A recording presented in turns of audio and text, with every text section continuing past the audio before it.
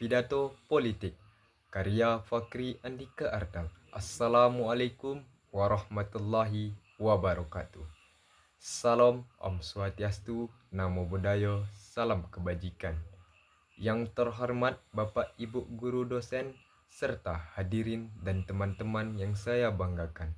Pada kesempatan kali ini, izinkan saya menyampaikan pidato dengan judul Peran Generasi Muda dalam Mewujudkan Demokrasi yang Bermartabat.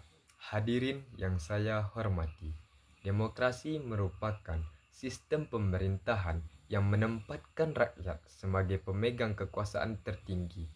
Dalam negara demokrasi seperti Indonesia, setiap warga negara memiliki hak dan kewajiban untuk berpartisipasi dalam kehidupan politik, baik dalam menyampaikan pendapat, memilih pemimpin, maupun ikut serta dalam pembangunan bangsa.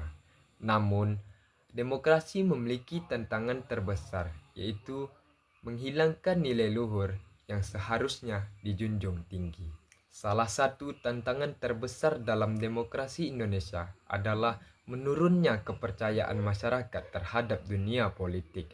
Banyaknya generasi muda yang apatis karena menganggap politik itu kotor dan jauh dari nilai moral. Justru disinilah pentingnya peran generasi muda hadir dan membawa perubahan. Generasi muda harus menjadi kekuatan moral agar menjaga praktik politik berjalan dengan jujur, bersih, dan bermartabat. Oleh karena itu, generasi muda perlu menanamkan semangat nasionalisme, integritas, serta kepedulian terhadap masyarakat luas. Allah Subhanahu wa taala berfirman dalam Quran surah An-Nisa ayat 58.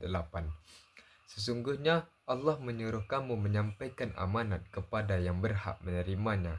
Dan apabila kamu menetapkan hukum di antara manusia, hendaklah kamu menetapkannya dengan adil.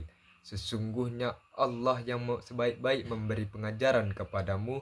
Sesungguhnya Allah yang maha mendengar lagi pula maha melihat. Potongan ayat tersebut memberikan pesan mendalam bahwa amanah dan keadilan adalah dua prinsip utama dalam kehidupan bermasyarakat dan bernegara.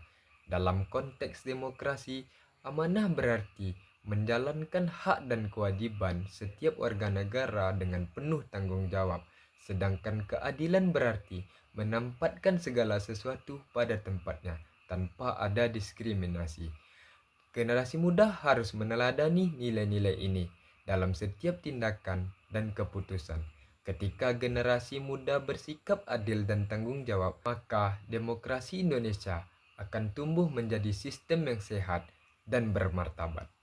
Hadirin sekalian, pada zaman digital saat ini memberikan peluang besar sekaligus tantangan bagi generasi muda. Di satu sisi, kemajuan teknologi memudahkan kita dalam mengakses informasi politik. Namun, di sisi lain, kemajuan teknologi sering juga digunakan untuk menyebarkan hoaks, fitnah, dan ujaran kebencian yang dapat memecah belah persatuan bangsa. Selain itu, peran generasi muda tidak berhenti hanya pada dunia maya. Kita sebagai generasi muda juga harus aktif dalam kehidupan nyata, seperti organisasi, komunitas sosial, atau kegiatan masyarakat yang mengajarkan kepemimpinan, kerjasama, serta tanggung jawab. Dari lingkungan kecil inilah kita belajar arti sebenarnya dari demokrasi untuk mencapai tujuan bersama. Hadirin yang saya banggakan, demokrasi yang bermartabat adalah demokrasi yang dijalankan dengan nilai moral, kejujuran, dan semangat persatuan. Generasi muda memiliki energi, kreativitas, dan semangat perubahan yang luar biasa. Maka dari itu, gunakanlah potensi tersebut menjadi perubahan, bukan hanya menjadi penonton dalam kehidupan berbangsa, tetapi sebagai pelaku yang membawa harapan bagi masa depan Indonesia.